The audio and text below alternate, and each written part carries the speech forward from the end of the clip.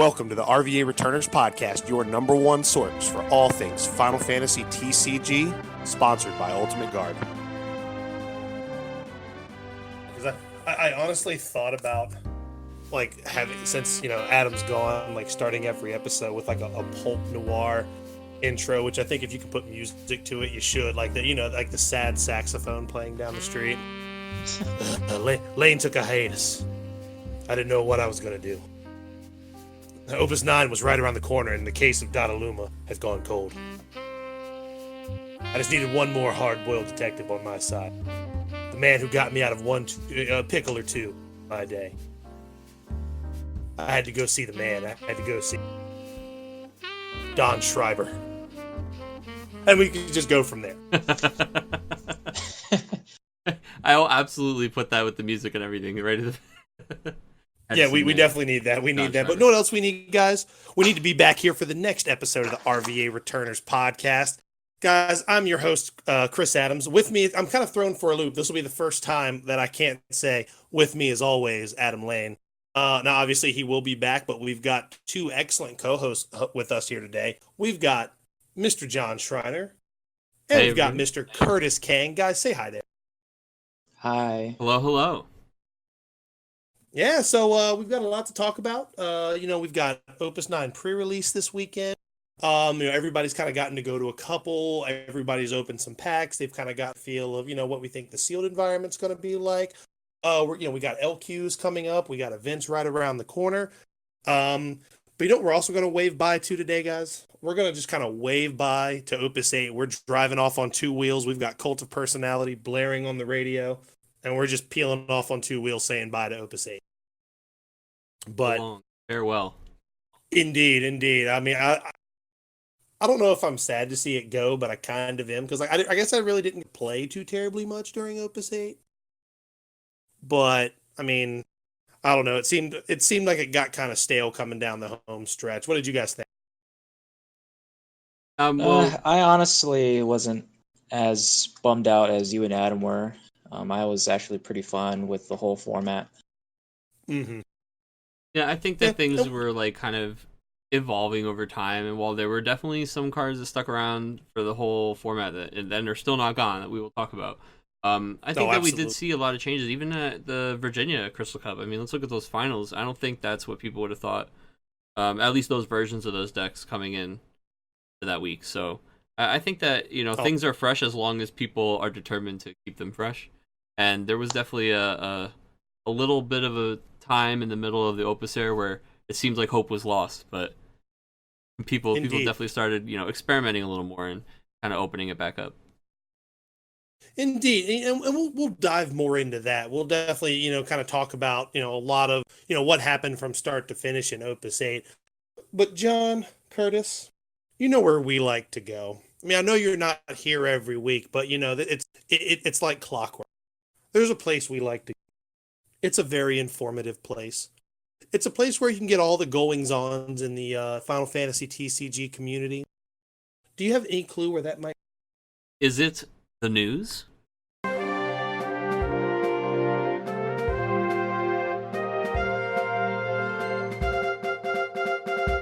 All right, so first up, Opus IX pre-release this weekend. Cards are in hands. I got to play in my one pre-release today. I had a good time. Now, here's the rub. I didn't play in the pre-release. I just opened my packs and watched all you suckers play in. But so, what did you guys think overall? Go ahead and, John, we'll go to John, then we'll go to Curtis. Just tell me about, what your kits were like as far as, compared to the past. Is like how many legendaries were you getting? Were full arts a thing? I noticed in some communities, they're getting the box topper nail in theirs, things like that. Wait, is that real? I'm sorry to cut, but I hadn't heard that. Is that like actually happening again somehow? I don't think it's happened really here domestically. I think it's just you in Japan. But oh no, poor Square Enix can't catch a break.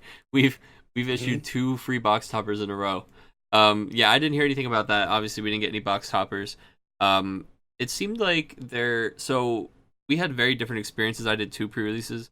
On the first day, there were like 2 or 3, full arts pulled, and here and there people were getting, just kind of a normal mix of foil legends. I usually have really bad pre-release luck. I've gotten no legends multiple times in pre-releases. Ouch. So I got a foil Maya, and I was really happy because it's a legend that I'm really excited for. She feels pretty good. But then on my second day, we had full arts popping off like crazy. Like I don't know, we don't really know the rate on these yet, but they feel like really, like one a box kind of rare. And I pulled 2 full arts in one kit. I don't know how that happened. But so I got the Herdy and the Chocobo. Herdy and Chocobo. So they could have been, a little crazier, but I guess that's pretty irregular. But for the most part, we probably had like 5 or 6 of the full arts open both days in, like 12 or 14 people. I wish I had been like you and not played and just watched people, because I don't know how much I liked playing sealed. I mean, sealed is always a little rough, but I just got blown out by everybody who got chaos. Like a big 9K I couldn't kill. But I had a good time. Yeah, I had a very difficult time killing 9Ks with anything other than How about you, Curtis? Yeah, it's all combat in this set. How about you, Curtis? Yeah. So I guess I pulled pretty decently. My first kit wasn't like anything too stellar. I think the only real legend card I got was a foil Rydia. No, not Rydia. The one that plays a summon. That's the Rydia. 5-drop. Yeah. Oh, is it Rydia? Okay, Yeah, okay. Earth Yeah. Legend, it's Rydia. Yeah. So I got her, and then I got a couple other cards. I won that pre-release. But the one I did today, I got like 3 legends or something like that. I got the Ice Dragon guy, and I got Maya, and then I got I got Rosa as well. So that one was a pretty decent pull. I didn't get any full arts though, so kind of wish I had, the big money cards. But overall, with this whole set, I'm not really too impressed, and sealed seems more cancerous than usual. It's just hard to kill anything, in my opinion, right now. Yeah. Yeah, and that's kind of a good segue, right? Because that's one of my big takeaways from watching today. It's like, yeah, granted, it's 6 packs, and even if you take away the simplified rules, you just can't. If you get a big body on the board, if you can't kill it inside of combat, you're not killing it. You're just not. Only lightning can, or like Araman is a weird. He's like a weirdly clutch piece of removal because there's nothing else that does what he does in the set. Mm-hmm. And that was the Araman is how I got blown out. Like literally, I had chaos played against me 3 times for all 3 colors by different people, and every time it hit me with all 3 things. Like it killed something 5K or less, it made me discard a card, and it killed my monster. So that's wild, right? Because like one of the best pieces of removal is Emperor Gestal. And it's like tough, and like because a lot in like all this good removal, it's all heroic. So like you've got to get like your bombs have to be replaced with removal, or you have to get a mix of the two. Especially with like Gen Con. Again, I don't play that much limited, but I just feel like this limited. It's not as bad as Opus 5 because that was bad, but like. The quality of the body don't really just match to the ways to get rid of them, because like you said, if you get a chaos and that thing sticks, and it's easy to get all this 3-color stuff off because the 2-color Moogle backups, those are really good for like those. I think those are really good limited cards, as well as I think they're going to be really good constructed cards. But it's so easy in limited to get these 3-color abilities off. Sealed especially. Like sealed is a little bit skewed in that sense because everybody has like 5 different color backups down because you can pay whatever you want. Exactly. Yeah, so that was just like it was extra bad for the ice guy from 14 or like Varys or whatever. Him and the other card were just like every single time they hit all the triggers. And if you get a chaos, or if you get a nail. Oh, unless your opponent has a go-go, which we saw some really silly stuff with somebody playing a nail and the other person having go-go on the board, and they just were like, well, I'll kill all your stuff. Kill all your stuff back. That's so gross. Yeah. Yeah. Go-go's a really good limited card. But, with that being said, guys, if y'all were playing at Gen Con in the sealed event, I don't know if you are. I'm just doing the constructed event. Or John, I know you're going to Arizona, which will be Opus 9 draft. Yeah. What are your thoughts on going into the that format? It feels pretty rough, right? So let's talk about. We were really worried when the draft bomb hit, right? Opus 8 wasn't out yet, and we were bugging out. People were freaking out. A draft it's gonna feel bad. Drafting Opus 6 and Opus 7 didn't feel so good. But then when Opus 8 came out, I feel like even a lot of people who were upset about it were like, "Hey, you know what? Now that I got my hands on it, they're right. It's not so bad." They made sure to put. I mean, we've got how many EX burst summon removal pieces? There's so much spot removal. They put all of these reprints of a lot of staples into the set, and it felt like they were there. Like, well, there's no rotation. The only reason they would reprint these staples is for like draft purposes, right? For like a limited and sealed purpose. So now here we get a set with literally no reprints in it at all. And nothing that feels meant like literally not a single card feels like they put it in there just to help us out for a limited. So it feels less consistent for like all the colors. It feels like there's some packages like the Final Fantasy VIII stuff which only goes across ice and lightning. That's like, yeah, you just want to be doing that. Like, and those are really closed synergies, and what I mean by that is they like some of the cards are heroes or hard to get together, and like you have to be picking those exact cards out of both of those colors. It's really easy for somebody to mess that up. I know there's not a ton of counter drafting, but even if somebody else takes ice or lightning for any reason, like you need that exact combo. We saw that with fire ice a lot. Like people would just try to pick fire ice no matter what, and it kind of messes up a lot of stuff. Yeah, and Curtis, what are your thoughts on that? How do you feel if you were going into one of these events, or you're doing the Gen Con sealed or Arizona draft, and you're sitting across with these cards? How would you feel this is? Yeah, so overall, drafting itself, I'm pretty okay with it. The whole idea behind it, especially during like the RVA Crystal Cup, like draft wasn't anything that like intimidated me or bothered me. But going into Opus 9, I'm not sure if I'm going to feel the same way, just because for this set, like John was saying, a lot of synergies are pretty category dependent. And a lot of the synergies are just basically kind of pre-made into the set. Like if you want to play FF8, then it's kind of just like Ice Lightning, and then everything will work out. And another thing is like all the Type 0 stuff, they're all like Fire Wind.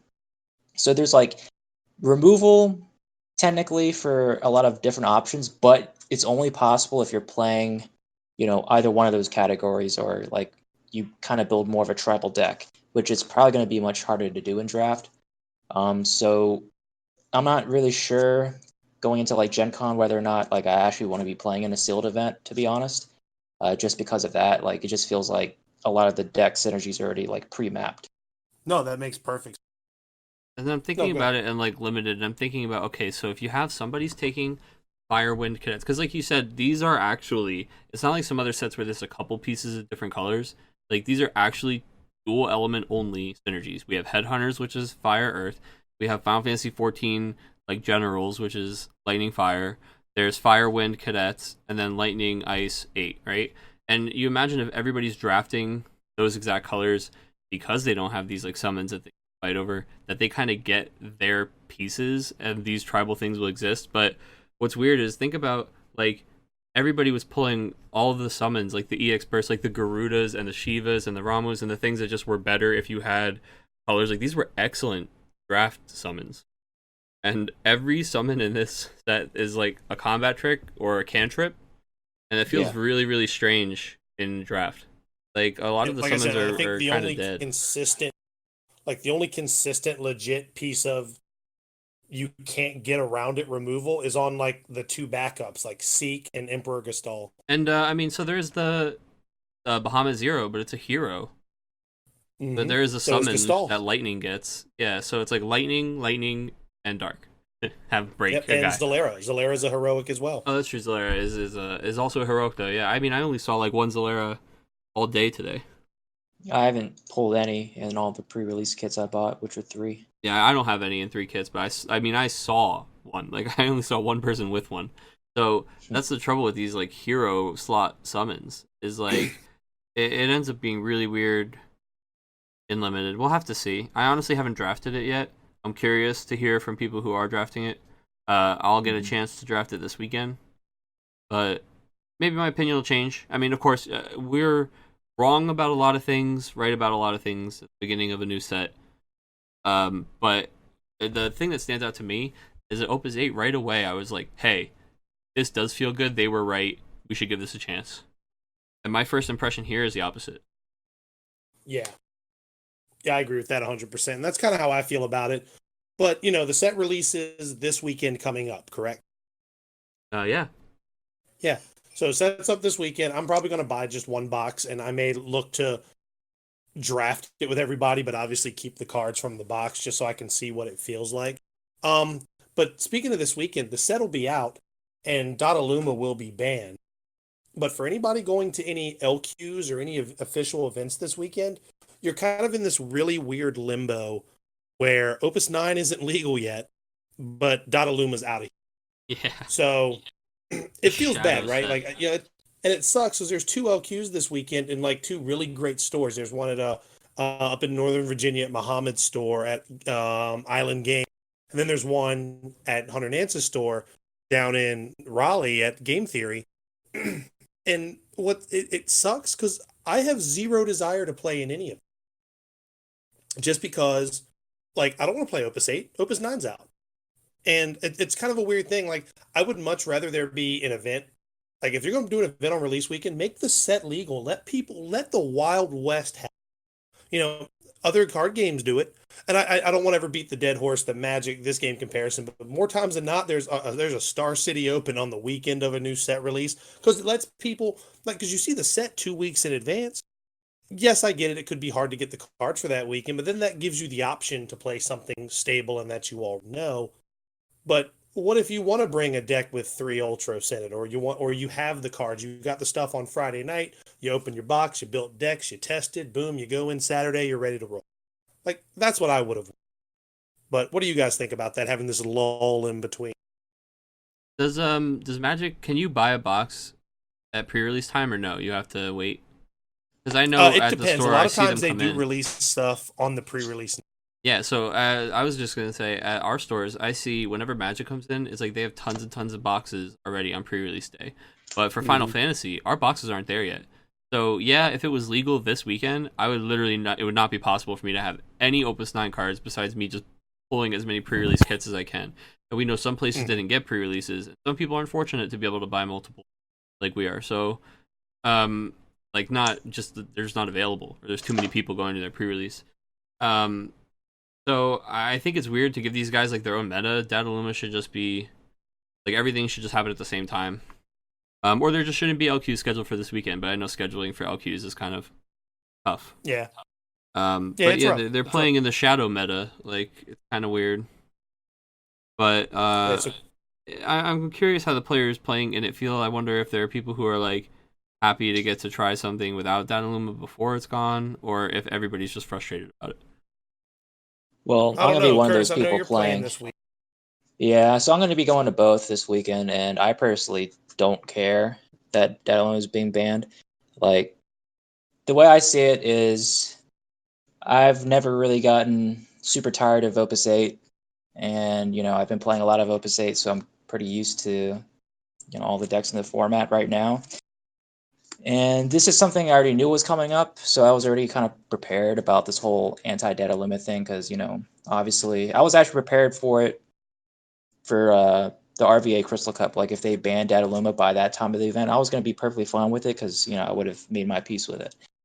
But now that, even though it's in this weird shadow set kind of mindset, I personally don't care. I'm just going to see the event as any other tournament, just where people don't really play Earth Wind, to be honest. I mean, a lot of these LQs have kind of been like that as well.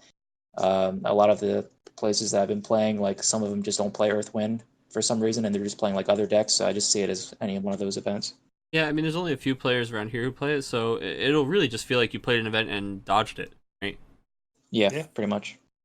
That happened. So that's kind of part of the ban, though. Sorry. Say what? I was that kind of makes you think about the ban, though, right? Where they're we really want to change the landscape of the meta, and then they've banned the card without even releasing new cards, and we're I don't really feel like the landscape of this weekend changes at all. Yeah, pretty much. That Pretty says a much. lot. So the shakeup is still kept to a minimal. But yeah, but good luck to everybody playing this weekend. You know, Curtis, I know it's I have faith that this weekend you're going to come back with that Nats qual. You know, you got Ron and Colin blocking for you. So Yeah, I think hopefully you're I won't fine. make second this time. So Oh, jeez.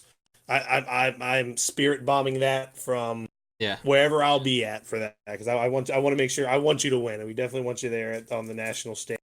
But you know this is the last week of that, so we're going to segue kind of right into really our main topic, and this is going to take up pretty much the rest of the cast, obviously because it's our main topic. Um, again, we're waving bye to Opus VIII. It was a roller coaster. Like I think it started out really good. There was a lot of fresh ideas, as there always happen. And then, like, I felt like maybe about halfway through, like, the dust kind of settled and everybody kind of dug in on what they were playing. But then, like, the Richmond Crystal Cup happened, and there was all kinds of goofy shit going on. So, one of two things before we kind of start breaking it. One, I think it got stagnant because people just wanted to play what was safe. If that's what you want to do, go for it because you know good decks are good decks for a reason. But then I think as it was coming down the home stretch, people kind of got tired of playing those decks. So that's when you start seeing these rain one-turn kill combo decks popping up, which we'll talk about more in a little bit. During the finals of the Richmond Crystal Cup, I literally felt like I was watching Opus V again because it was mono ice versus mono water, and it was mono ice with like Orphan. I'm looking at Vane. I'm looking at 2 Opus 5 Scholars. I'm looking at forward sets. I was like, where the fuck am I? But with that being said, so guys, let's go ahead and talk about the evolution of the meta. John, I know you've culled some data here. I'm just kind of pulling through my figures here. Let me just hold on. So we've got quarterly. No, so really, it starts off with Fire Crystal Cup, right? Mm-hmm. We were not sure what we were going to see. Yeah, first big event of not just Opus 8, but Opus 7 was that filler set. So this was the first, tournament that really qualified people. And all of a sudden, and if you had been paying attention for about a week before this tournament, you would have known the word on everyone's lips. Veritas.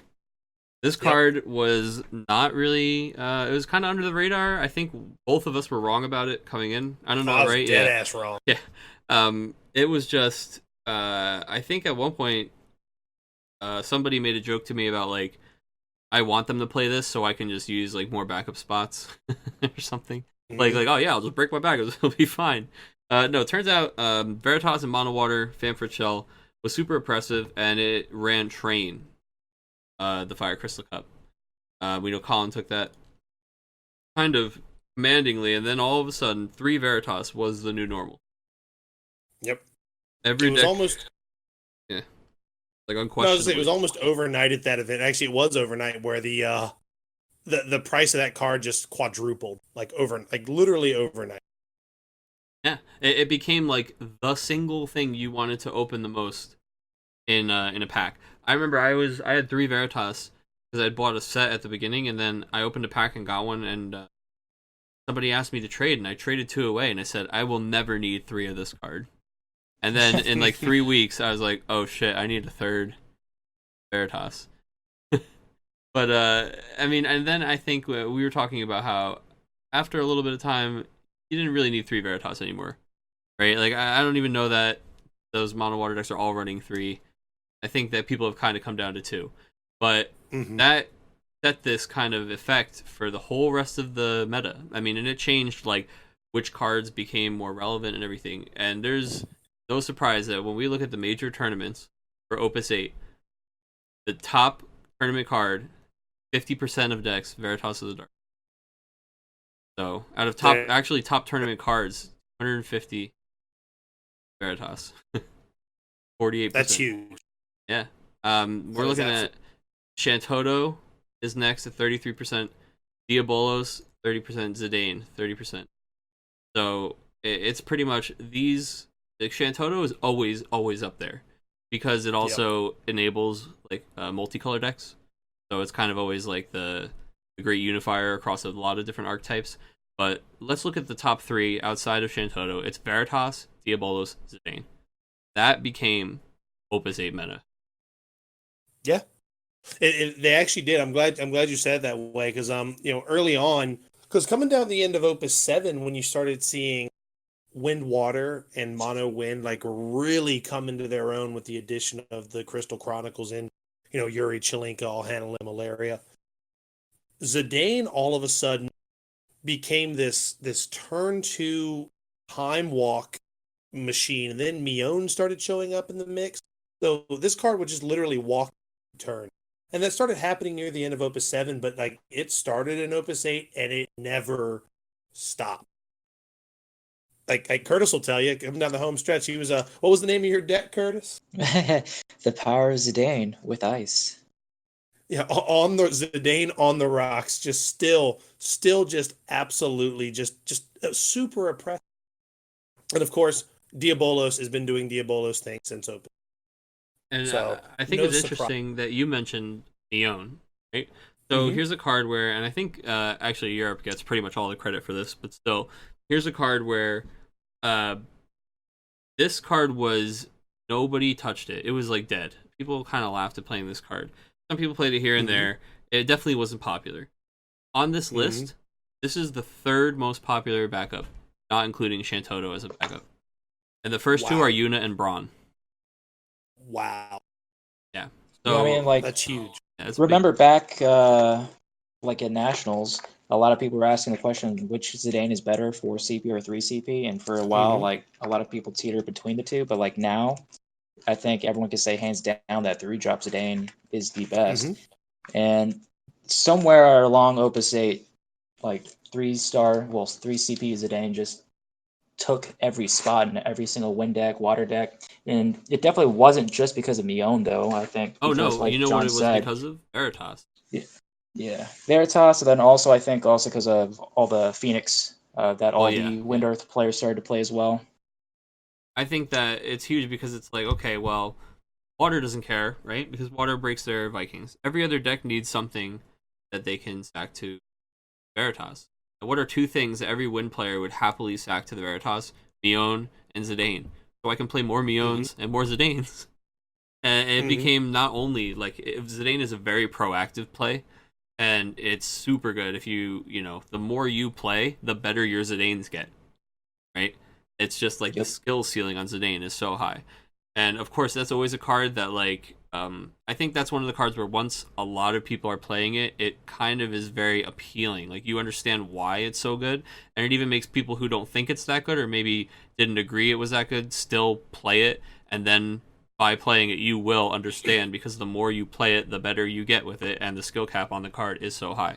So I think that some cards like that will always. Veritas is very much the same thing, right? You kind of don't understand how strong it is, and then you start seeing it get used, and you're like, I can't ignore this. Actually, this is so value all the time, and that's why those 2 cards, I think, as more decks play them, they just get more popular.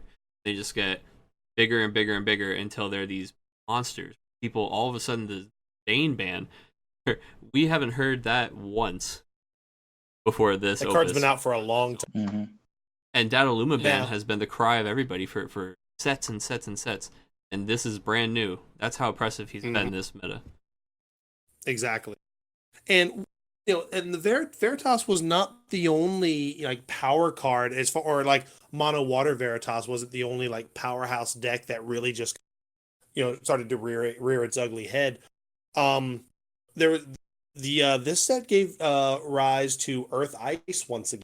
With new cards like Scale Toad and Garland, and Luminous Puma and a Pooparoo.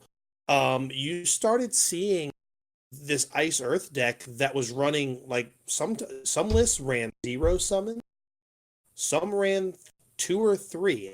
That was it, because that entire deck ran just on the abilities of the forwards and backups that it. And that's a deck that was still extremely powerful throughout most of the meta. And Curtis, I know you played that deck a little bit more. I never really messed with it. What can you attribute to like just the rise in power of that over the course of the? Which one? The Earth Ice with just Earth Ice with like 2 summons in it. Oh, Earth Eyes. Well, that it's such a, in my opinion, it's such a complicated deck to like explain why it's good. Like Mm-hmm. Earth Ice is just it's been here for a long time, and it's Mm-hmm. one of the oldest archetypes that I can remember. Because even back when we first met, I loved it in Earth Ice Wits. was, yeah, one of the big decks back then, and it just seems like this format's really taken, its trajectory up there. I'm not really exactly sure why, because I know Sephiroth is the biggest reason why Yeah. that deck is super good, and as everyone knows, that card is just really oppressive.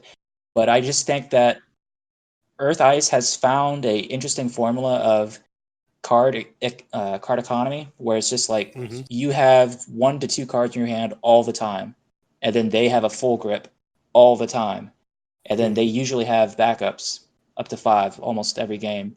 So it's like a weird position. As soon as you make one mistake against Earth Ice and you start losing your hand, like there's almost no way to recover if the other player really knows what they're doing, and especially with all the flans and all that stuff like that. Like you just always have card advantage. Nothing really pulls you back because you always have answers, and it's just a very good reactive deck. And I think that's probably the biggest weakness of that deck, though. Like if they don't do anything, sometimes it's hard for you to actually like start the process. And then if they're just building up backups and you don't have any proactive plays that you can do, you end up just kind of like forced to pitch them to build up backups and build up CP and things like that. But I think that's kind of like the biggest reason. It's just all this Sephiroths and all these card advantage tricks to basically keep your hand up while they're just losing resources. And Skeleton also is probably one of the biggest things too. So Yeah, Sephiroth, actually, I want to touch on real quick because here's a card yeah. that came out in Opus 7, right? And Yuri Chelinka were dominant, right, back then. And Mm-hmm. Sephiroth, of course, was around. But Sephiroth in Opus 8 is seen more than Yuri or Chelinka, maybe even them combined right now, honestly, right now. And it's a $50 card all of a sudden. It's another guy who shot up. And I think that Sephiroth getting that big in Opus 8 is partially because one of the best ways to counter this super expensive dark guy who takes cards out is to not let them have enough cards in their hand. And it counters kind of that like the mono water just wide board with the Shantoto, and the Earth Ice consistently finds the Sephiroth. And I think that was rising. No, it's always been good, like Curtis says, it's always been around. But I think that was a really popular kind of alternate path to take, to just going all in on these Veritas decks. Well, right, and also too, right? Like if they played a backup turn 1, or they even played 2 backups turn 1, and your turn 2 play was Garland, you've potentially like really slowed them down, especially if they're looking to hold that Veritas up and be able to play it or curve out to that third backup. Um, Garland and Scale Toad, like in the early part of the game for that deck, just create this amazing resource denial, and it's so crazy. Like I know some people think like that. Both of those cards are kind of polarizing, right? Because they're like when they're good, you just kind of get hate fucked out of it, right? When they're bad, you're just like these cards suck, you know. Yeah. Um, and I think that the early game and just the early like resource denial, because we were playing some games, and when my opponent saw Scale Toad and Garland, like it wasn't even a game. Like the difference between 2 cards and 3 cards is just instrumental. You know what I mean? Yeah, absolutely. So, like I think those 2 cards, and then you kind of seal the deal with Sephiroth there, and then you just kind of ride that train all the way to victory. Like Curtis said, your hand is always full, theirs is not, and every time they try to get ahead, you're like, I'm gonna go ahead and Renoa this Sephiroth special. I'm gonna minor get this Sephiroth back and Sephiroth special. It was just really just a tough deck to get around, and like Curtis said, complicated. It is really hard to pilot. And it's like Biff's car in Back to the Future, right? Like not everybody can start. Hmm. So, and I think that as more cards come, I think that's a deck that's going to stick around for a while. That's a deck that can kind of separate the chaff from. But that's not the only ice deck that you saw a lot of in Opus 8. The boys were back. All Reliable was back with a vengeance in Opus 8. And I can't be happier to see Fire Ice Final Fantasy VI back on the radar. Not only that, but also winning a crystal. Yeah, so Fire Ice, it got a couple pieces that got people really excited. Sabin was a card where we used to talk about how he was the best Final Fantasy VI card, or he was just like this insanely strong card. I mean, Locke and Celis have always been very powerful, but then he was just like kind of totally fell out of those lists to the point where people stopped playing the Fire. But we got Edgar and we got Duncan, and that was really the push. It was the only push that it needed. It needed a Final Fantasy VI backup that was red, and it was a good turn one play, because so far we just had Gastalian Empire Sid, who was not a good turn one. He's a questionable but pretty inefficient turn one play. And Duncan encourages you to play Sabin and just kind of rewards you for having all those guys in the same deck. He's another forward that synergizes with the Sid Reigns and the Cella's abilities. We got the new Cella's that rewards you for having a bunch of these guys out, and she's a Phoenix target. I think a lot of those new 6 cards just kind of gave people the push and made that deck just a little bit tighter, a little bit neater, made those 6 synergies just easier to pull off, and it's a lot of fun. Well, yeah, I think. Anytime... go ahead, Curtis. Go ahead. I was just gonna say, I think even without Duncan, just having Edgar in the set made Fire Ice what it is. This format. Just having that extra 2-drop backup is the biggest reason I think that Fire Ice is so fucking strong. And then going off of like the turn 1 Sid play, like sure it's not bad because obviously you're gonna search Setzer and then you're gonna play Setzer and get locked, but like you can see that coming a mile away. So they just have to kill the Setzer, and now you're just like back at ground zero. Like, well, I can't play this lock for value. I can't really do anything. So I guess I just have to, keep on building up cards, and hopefully I can play this lock and get that double discard. But like with just Edgar, like you just play that turn 1, and then turn 2 you play your Sid. So obviously that's a bridge play, right? And then you're getting a card, and then you just play the lock next turn after, and you're just getting that instant discard, and then you can just haste it, give that other instant discard when you swing, and then just having that extra 1k boost, lock being like potentially, a 9k with both Duke Larg out there just for 3 CP, it's really dumb, and I think that's the biggest reason, in my opinion, that Fire Ice is like why it's so strong this set. Well, right, and we also saw another backup that was really instrumental in that deck, and that was the Setzer backup. Most Fire Ice lists don't run the forward Setzer anymore because the backup is so potent. Being able to recycle the Duncan specials, the lock specials, and again, just Fire Ice for the most part these days, and like it was before, it's all about getting Locke to just repeatedly strip that hand. And the fact that he's a 9k, it's like, all right, what do you want to lose? Do you want to lose the card out of your hand, or do you want to lose a guy for stepping in front? Yep. And the new Celis, like you said, just really created these really weird turns where like, all right, I'll swing with Celis, we'll dull that guy. And honestly, you have no blockers now? Yeah, Lise is also really strong. Yeah, Lise made all those boys big. Yeah. 9k yeah, Genesis, Lise was a 9k lock. Yeah. And like Fire Ice became a deck that you had to go from, when you were playing against it, you had to put them on 4 and then push for game immediately. Because if you got them to 5 damage and they played Elise, you had a hell of a mountain to climb. Yeah. And they also had another finisher. No, yeah, Laswell. Oh, yeah. Jeez, don't even get me started. I wasn't even talking about that one, but that's, dude, Laswell, insane. That Absolutely card is really, really good.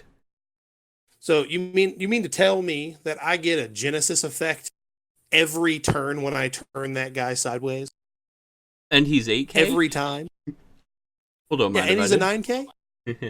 And that ping was so huge, especially in conjunction with certain whatever summons you were running in the deck, which a lot of times was either like Phoenix or Glacia. Mm-hmm. Yeah. So like the fact that you could just like ping something for 1k, even if you weren't that wasn't your dull and freeze target, the fact that it was repeatable meant that you could get over on some things that maybe you couldn't get over before. Now, granted, it struggled with Aerith, which we'll get to. But Laswell was just a great mid-game piece that he could help you take your opponent from 4 to game, right? But there was another card in that deck that really kind of helped you seal the deal, and that was my man Clud, the Fire 5 CP Cloud. That card was an absolute stud, and I remember that was like the first card spoiled for Opus 8, and some people liked it, but more people thought it was hot. Talk about being those people were wrong. Yeah.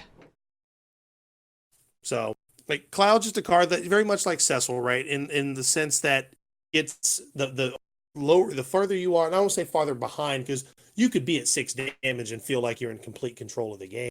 But sometimes when you're at like 5 or 6 damage and you slam that guy on the table, your opponent can't get around it. Because if they try to kill it, they're going to bring it back. And usually when you mill the 10 to bring it back, you probably just win the game on spot.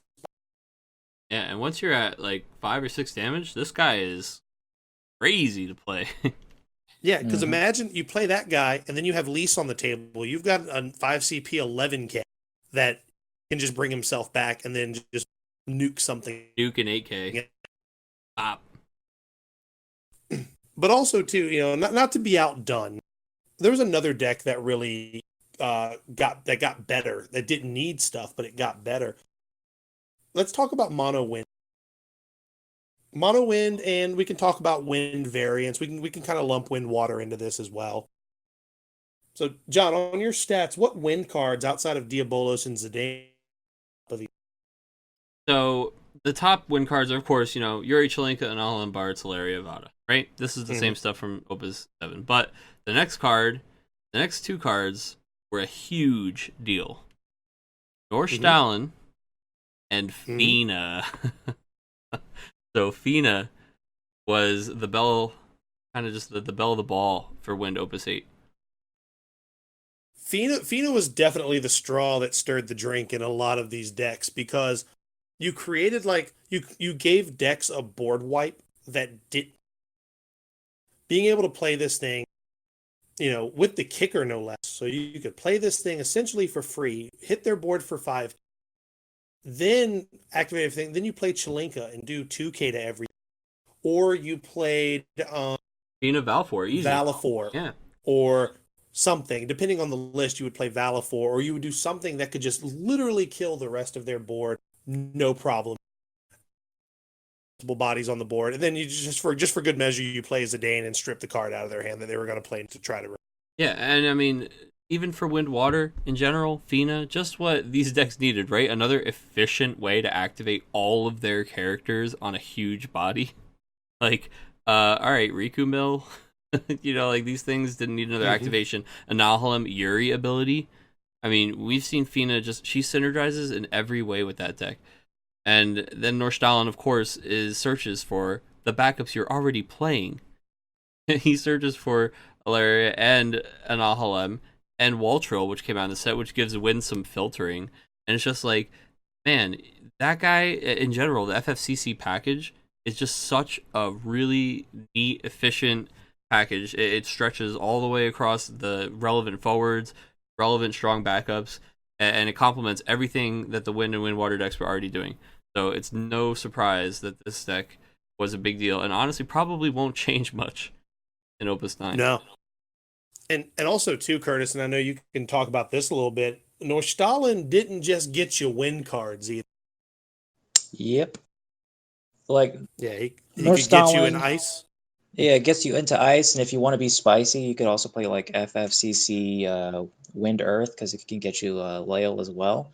Like, get you Meath if you want to go fire. It gets you Meath, exactly. Like, it just gives you such an access to all these amazing backups, and all of them are like backups you want to see early, so it just helps you set up. And like, speaking on like just like mono wind, like if you play Northland, like you'll have 5 backups within like 2 or 3 turns, like no questions asked. It's really annoying, but at the same time, it's extremely efficient. Absolutely. I don't think there's a single color that Norstalin can't get. I don't think lightning. Yeah, lightning. Maybe, yeah, is lightning the only one? Yeah, because Argy is in right now. Argy's Legend or something. Yeah, yeah, that's is Argy Legends or is that Crystal Crown? No, it's Legends. It's Legend, yeah. It's so Legends. I think it's the only one is lightning. But like, I mean, come on. Oh no, yeah, right. This one color. Yeah, it's so wild. Like that was a card that I think upon first glance, when everybody saw it, they were like, "This card's absolutely nuts," and it definitely had an impact on the meta. Now, not every Wind Water deck played it, but some variations did. Like the more standard Unity ones did. Um, but like the classic, YRP FFCC list didn't necessarily because you were still trying to get Yuna and Riku on, Yeah. really get the YRP value train. The number one addition to Windwater this set was Fina, hands down. There were Yeah, no pretty other much. Opus 8 cards that made the top cards for the Windwater list here. And to kind of jump ahead, you know what cards from Opus 9 are going into Windwater? Nothing. Nothing. Forum. That deck does not need anything. It's wild. It's absolutely wild. Forum, so they can just get more Balfours. Yeah, pretty much. Like the deck's good, and the deck's not going anywhere anytime soon. Now, much to its chagrin, it still is a difficult deck. That's a deck where if you sequence wrong, your turn is just over. That's just kind of. Now, John, I know there was, we were seeing a lot of these decks. Now, as far as newcomers to the table, there was one, like right off the bat, there was a new archetype. Well, I don't want to say a new archetype, but a new deck within an old archetype that just kind of popped up because it got the support in the form of a little 1CP 2K that just blasts people out of their Yeah. So Fire Water. I'm talking about Fire Water Final Fantasy. John, let's talk about it. So Fire Water and Final Fantasy IX in general got a lot of support this set. In fact, it got so much support this set that in an unplayable element combination in draft Fire Water, if you get the Final Fantasy IX pieces, you might have one of the strongest decks at the table. They got Freya, who is great for a whole bunch of reasons and a bunch of different decks. Water Dragoon, like come on, this a lot of people very happy about this card. They got the Steiner, they got the new Garnet Forward, they got the Zidane Legend, which definitely had something to do with this deck. But the number one, like you said, was Vivi. This guy, he packs a crazy punch for 1CP. I don't know that you can get this much value out of 1CP anywhere else in this game. When this guy hits, he hits. I think he kind of, because for a long time there, the 1CP Snow was like the 1CP forward of choice for like, oh, this card is insanely good. Now a card like, and what's great about a card like is he was a really good answer to this Veritas because you could bring him in, off of a baby Phoenix, kill Veritas, and then just sack him to Veritas's exit. Mm-hmm. So like he was so efficient for what he cost, and the way that deck was built, 4 of your 5 backups are always going to be FF9, and they're great backups. You're not sacrificing anything solid for this synergy. Yeah. So for the cost of 1CP, you're going to nuke something for 7K unless they can destroy 2 of your backups or VV and a backup on the turn. So yeah, it was really good efficient deck. It has like synergies with the Final Fantasy IX package allow you to take advantage of things like the Viking package and all of these other great mono water draw engines, and then you get to use Baby Phoenix to probably like his best potential this set. It was a really fun deck too. A lot of fun to play. Unfortunately, I think it not a ton of people were playing it. Like it was definitely around. It was definitely a deck, but I think maybe if it got a little more like experimental, just like groupthink, that deck could have really become something. I think Mel Gemini is an underutilized part of that deck. That's actually terrifying when somebody plays it against. No, absolutely. Curtis, what are your thoughts on the FF9 deck? Yeah, that deck was pretty annoying to play against. Like, I wasn't the biggest fan of the deck early. I just thought the deck was kind of just weenies. And I agree. It's definitely not my style, and I felt like, okay, I just board wipe it once and I win. But that's not the case. Like, I was playing against you during that LQ. And then Chris was playing the fire water thing, and I was just like, all right, Phoenix clear. And then I still lose the game because he just has a bajillion forwards afterwards, and it's just like, this is dumb. So that deck is super strong, super annoying, and it's surprising that it hasn't performed better than I thought it would have. But it's definitely a good deck, and it's probably going to stick around. I don't imagine it going anywhere. It's also a great deck to get people in the game. It's actually the deck that I would use to, if people were curious about playing the game, I would direct them right to that because the most expensive card in the deck is Cloud of Darkness, which that's fine. But like the rest of the deck, outside of the three big Phoenixes, the two Cloud of Darknesses, you can get the rest of the deck for 20 because it's all just commons, rares, and like cheap heroics. Like the one copy of Cloud of Darkness costs more than the rest. Yeah. So, and that's one, if they're on a budget, they can go ahead and go without them until they get the money for the cards. Because while Cloud of Darkness was an important piece of the deck, you could definitely win without. Yeah. It's not super. Yeah, it's just a good benefit if you're playing like this wide weenie deck. Speaking of that, so we were talking about this the other day. In Opus VII, like Opus VI, one of the biggest things that you saw was Ice Water, Layla Vikings. You kind of just saw this go wide weenie deck. Opus VII, when like Valifor kind of became really popular, though, like Layla Viking just kind of disappeared for the most part. And then in Opus VIII, they just came back. They said, we don't give a shit if you're playing Valifor. We're still playing these cards. We love this draw. Now, do you think that's still going to hold sway going into Opus 9? So I think what happened was we were just getting comfortable with not playing Layla and Viking. Like, Porum gets me enough cards. I think we were all starting to be in a place, like, I certainly had cut 6 slots to put in 3 Porum. Like, just quality. I always loved Porum anyway. It just seemed like I freed up a lot of spots. Then Veritas came out. And the best answer to Veritas was sacking a Viking that drew me a card. So right back in, go Layla and Viking. And I think that what it is it's 6 cards that we really want to talk ourselves out of having to play, but they are that good. Yeah. And so I think they're going to stick around. I think they have to stick around. I don't think they're ever bad. Yeah. No, I agree with that 100%. Now, obviously the decks that kind of really made a splash throughout most of the meta. Now we're starting to let's talk before we start to wind down. Let's talk about some of the fringe. I mean, when I say wind down, I'm talking about like just the way that the evolution of the meta. Yeah. We saw a few like one-offs that popped up at for a while in the beginning. You were seeing Mono Earth Final Fantasy 15, because we got that full package with the boys, with Gladia. But then, and they were running 3 Veritas's, and some lists in Japan were running Magic Pop. and then that deck just kind of disappeared. Like Mono Earth just disappeared off the face of the no, yeah, there it is. I don't know if that was just the nature of the meta evolving and Mono Earth just being a little bit slow, or them just not able to handle a Veritas meta. Which is what I thought it was.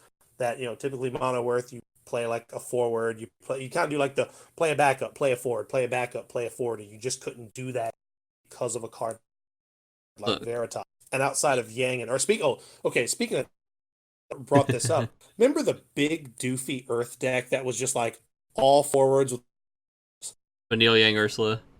Yeah, Veritas single-handedly said that deck no longer exists. He literally just took the broom and just swept it under the rug. Like that you're not playing that deck anymore. Guess what? You're not playing that deck. Yeah, he makes Golbez the only viable kind of all forwards deck. Pretty much. Yeah. And like, dude. I don't know. Like, so Earth just kind of Earth Wind was still there, but Earth Wind was kind of weird. Look, Mono Earth took a nap. Oh, big time. Took a nap, but it's back. It's back. It's coming back. Yeah, I think it's definitely back. But one of the things you also saw in Opus 8 was Earth Wind kind of come and go. And it was mostly because I'm trying to really just showcase the power of the Final Fantasy 11, the 11 backup, right? So, like, I know JFB played a list. He played a Warrior of Darkness deck using 11 and just showing how you could play any set of forwards with those backups, have a good time at a tournament. Yeah. So I don't know. Like you saw a lot of Earth and Earth Wind. Then like once the Dottaluma ban happened, you started seeing it a little bit. but not nearly as much. Now, maybe some guys capitalized on that because that's what Sam Toole won Kansas. He played Earthwind. Kyle Peters had a lot of success with Earthwind pretty much till the end of Opus 8. But I don't know. Like, I think now that deck's really going to go back to the drawing board, and it's going to be a very different deck now that Dadalu in the mix anymore. But I think you're still going to see the Star Sybil, the Simulafina, the Camelot, the Apuparu. You're going to see that backup package. It's not going, and it's still extreme. Yeah. Now, so to finish off, like, just kind of the meta for Opus 8. Let's come to the Lightning Crystal. We saw, again, back to the finals, where this mono ice deck you started seeing like Chris Lopez play and the guys out in Cody, the guys out in Kansas City. It's running, especially, I guess this kind of popped up because Dadalumo was gone. Now you're starting to see ice decks with snowback. They're playing 3 Orphan. Because now, like, the gates are open to really just kind of target who care. So, we watched, Ice, and again, obviously Muhammad on Mono Water, that's his color, and Mono Water still kind of stayed as a major player throughout the entire meta. I think the only match it really struggles against, and I think it still does, is Earth Ice, because Water needs cards in hand to really be effective, and that deck is just so good at removing those resources. The only way Ice Earth loses to Mono Water is if Ice Earth breaks, or the player just doesn't get the right sequence. You know what I mean? Yeah. One of in the Tampa U episode. Wait, Chris, hold up. We were talking about Warrior of Light and how we didn't think there was going to be a 1-turn kill deck that could come from a card.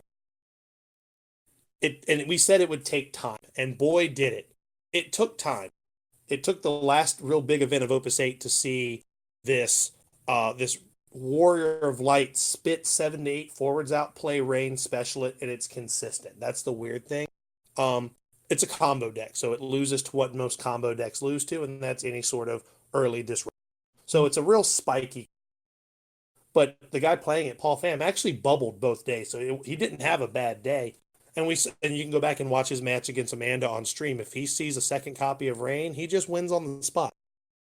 And I can see that's probably what happened. So I think the meta was kind of starting to get in a really weird place coming down the stretch, but just in time, as most of them do, but now just in time for a whole new set of cards entered into the game, right? Are you guys there? Yeah, sorry. Oh, okay. Sorry, that's okay. So I didn't make sure I lose you. I thought I was just a rambling on. No, it's okay. So at one point, I did lose you for a second, but then you came back and you were just in this full rant about Light Rain, and it was great. So I said hold up, but you didn't hear me, and you kept going. So it's fine. Oh, It's all right. So I could cut just the part where you cut out for a second, and then that's we can fine. cut back in here. But Unless this you part want to stays talk in. about that deck This again. part definitely stays in. All right. Okay, that's fine. This part's gas. This stays in. You got it. So now we're kind of in the way the meta kind of evolved on Light Rain. So now let's talk about studs versus duds. Some of them we've kind of talked about. Do you think, obviously Veritas was an absolute stud, and a lot of us were completely wrong? Yeah, definitely. I definitely had it wrong on him. Yeah, I was definitely wrong. And I think as far as, I don't want to use the word dud, but I think Light Rain never really got his due. Yeah, you know what? People found out how easy it was to remove a 3-drop 7K, and then it kind of took the wind out of some people's sails, I think. And then Veritas just being so popular and such a big deal, it meant you had to say, I don't want to play Veritas, and that just felt wrong, especially because of what people were saying. I mean, we're looking at him 50%. This was the number of popularity, 50% of the top decks. So it's I think that Rain, like you said, kind of at the very end, we saw this deck where Rain just made the whole strategy. An OTK, I've not seen, Golbez isn't even a true OTK combo deck. And I think, you said, he didn't really get his chance. And if people play with it more, this is a card that it unlocks a lot of things, and it goes anywhere. So. Mm-hmm. And also too, right? Like when you, not only to get to Rain, you had to say, I don't want to play Veritas, but then you also had to say, yeah, I don't really want to play. So he was kind of in on the Oh, don't talking want to about play Yuri, yeah. lighter dark cards. Well, then like Zidane, if you were playing the Final Fantasy, Yeah. which that card, you're not playing any lighter dark cards other than two, maybe even three of them. Yeah, then also I think with Rain, the biggest problem was aside from the Warrior Light deck, because I think Mm-hmm. that's the secret formula that people weren't putting in. But like without thinking about that, when you think about Rain, the best decks that he usually goes into is like Lightning Water or anything that kind of has like a night focus. So Mm-hmm. automatically he was kind of pigeonholed into like a very niche spot in an already Mm-hmm. niche deck. So that's probably one of the biggest reasons why we didn't see Rain too much, just because, I mean, I think in our meta we saw Rain a lot because, Johnny plays Water Lightning, Ben plays Water Lightning. So like I've been seeing Rain being played in those decks, but that's pretty much the only decks that I've ever seen him being used in, just because of him being a knight. So I think Yeah. that's one reason why you haven't really seen him. Yeah, I mean, I only really saw it played in our friend Alex had the Shrinky Dink deck. Yeah. That he actually he showed up to that winner box in the middle of Opus 8, or actually kind of towards the beginning, right? And he just swept Swiss Yeah. with a Lightning Water Rain deck, and Rain was just popping off like every round. But then he lost to Mono Win because Mono Win is very consistent. So he misses that like combo or getting Rain set up, because that is the thing. Rain is a card you kind of have to set up. Yeah. Yeah. Yeah, you have to drop the forward. You have to play. You have to have the second copy for the S. And if he dies before combat, you just look stupid. Meanwhile, Veritas just like, I'm Yeah, here. and he's like, I'm just gonna put myself right here He and stand comes in into front of the his room doorway. like Kramer comes in Seinfeld episode, like the foot like halfway extended, yeah, just like he's just like already in the room as soon as he opens the door. He's already doing something. He didn't knock. Pretty much. Yeah, Pretty much. You Rain's wake like up, he's knocking. making you breakfast. Yeah, Rain's just like, can I come in? Nope. Not with them shoes. But overall, like I mean, Opus 8 was fine. Like it was a lot of highs, a lot of lows, and it did get a little stale in my opinion because I think because you kept seeing cards like Veritas, you kept seeing Zidane. Zidane was just in a place where it could just again like a time walk, you just lose two. In this game, you lose a turn, you're in Honestly, trouble. Chris, I think Zidane is the one that burns you out the most. Like you look so sad after like getting Well, Zidane that one like night you and I twice. were playing, I think we were I playing at locals, and then know. like I and also like I had the perfect curve in my hand. I'm like, all right, cool, this is fine. This you play your turn one back up, I play mine, and I'm just like, and you're just like Zidane, and I'm like, well, I'm fucked. I And thought then you fair was Neon and do it fair. again. And That's then the I think you worst turn. followed up with Sephiroth on the next turn. Like I was literally out of the game before the game started. Yeah, honestly, I think if that night never took place and we didn't play those games that night, I think you would have been okay with Opus 8. Yeah, I think You I broke kind of him. I I hit the think I tipping broke him point at that that night. point. I was like, this just isn't fun. This just really stopped being fun for me. And like, and even I play decks was a deck. I love Windwater. Like Windwater YRP was one of my favorite decks to play in Opus 8. Like I actually played it quite a bit. Um, like the only decks I really played during Opus 8 were Windwater. I played Fire Ice for a little bit. Then I played the Final Fantasy 9 deck for pretty the majority. And I had a little bit of Wind Earth, but just because I wanted to try that deck, just as you guys know, Hmm. fucking I'm Yeah, glad hey, it's gone. it's fun, dude. That Illuma did the thing. Hmm. So like so I think there was Opus 8 did have a lot of really neat stuff. It definitely showcased some cards that were older. We got to see some old friends come back in the form of Final Fantasy 6. We got to wave bye to a card that's just been a consummate staple since Opus 4. We got to just see the power of card draw. We got to see the power of resource denial. We got to see the power of repeatable resource denial. Not just with Zidane, but also with Sephiroth. The special is just stupid, and it was really brought meta. Yeah. And then we just got to see just sometimes just big doofy bodies can just get you there on a card like that. Yeah, I mean, So it was definitely it definitely changed a lot as we went on, and I think that that's something that's really interesting about this game is how players respond almost immediately to what's currently happening at tournaments. And I mean, we just walked through each of those Crystal Cups and kind of how all these decks just were more and more prominent after each one because of things that changed and things that people saw. And I think that I'm really excited to see the same thing happen throughout Opus IX. It's got a lot of kind of hidden, changed, just like small things that are really going to make big changes, I think, to what we play and how we play it. Yeah, I was definitely worried about Opus 9 being more of the same. I definitely don't think it is. I think we're going to see a new deck archetype. I think cadets are very, very real in this set. I think you're going to see, like old archetypes try new things. Obviously Earth Wind is the big one there. Like they've got a huge void to fill. Mono Water has some new toys. Like I know. Don't like tease I said, the octopus, kids. Dude, seafood soup, baby. Like I said, I've been playing Fasoya with Ultros in it. It's actually a lot of fun. A really fun card. Is it optimal? I don't know yet, but it's actually a lot of fun. Mono Ice is a deck is a color that's just going to kind of have multiple builds. I mean, you see this new Laguna, this new Vein, the Azure Dragon, Lassie Soryu. Like there's all kinds of like really neat tricks. You've got these the 15 package has been rounded out more. During our set review, we kind of joked about Mono Earth Astinian, but because of the new dual color Moogle backups, who was joking? Sky's kind of the limit in this set, to be honest with you. Glad it's kind of shaked up the way it has for construct.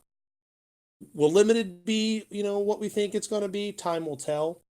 But, I'm excited to move away from Opus 8. We learned a lot. We grew as players. We laughed. We cried. We got to, commentate some Crystal Cups. We grew as a team. We laughed. We cried. We played Zidane. The Opus 8. Sure. Final thoughts? Any final thing to say to Opus 8? Goodbye. Farewell. It was fun. Auf Wiedersehen. Goodbye. I won't miss you. No, I think it was fine. Like I said, I got bored with it. I got burnt out by just seeing the same thing over and over and over I don't hate it. I'm just ready. Again. I'm just so ready for something new. Yeah. I've got. But also too. But to be fair, at the end of it, you started seeing this new stuff pop up, and I think that's just. I'll end on this, or I'll end. This is my final thought. I wish sets were just a little bit further. Just a little. Maybe like another month. Yeah. Yeah. I think I was ready for this one. It's always a little weird when we've only got like one Crystal Cup left in this new meta. And that is maybe a reason that I would kind of want it a little spaced differently, but I think it was time. I'm kind of ready. That's fair. But I mean, I'm excited. I finally got my octopus, so I'm good. That's right. Finally got my octopus. But had your eyes on the prize. 5 sets later, I got the card I wanted. There it is. He's a legend, though. So, hey. Yeah. That's cool. Well, guys, with that being said, I'm ready to sign off. This was fun. I love, talking about previous sets and, just kind of, looking towards the future while remembering what has just transpired.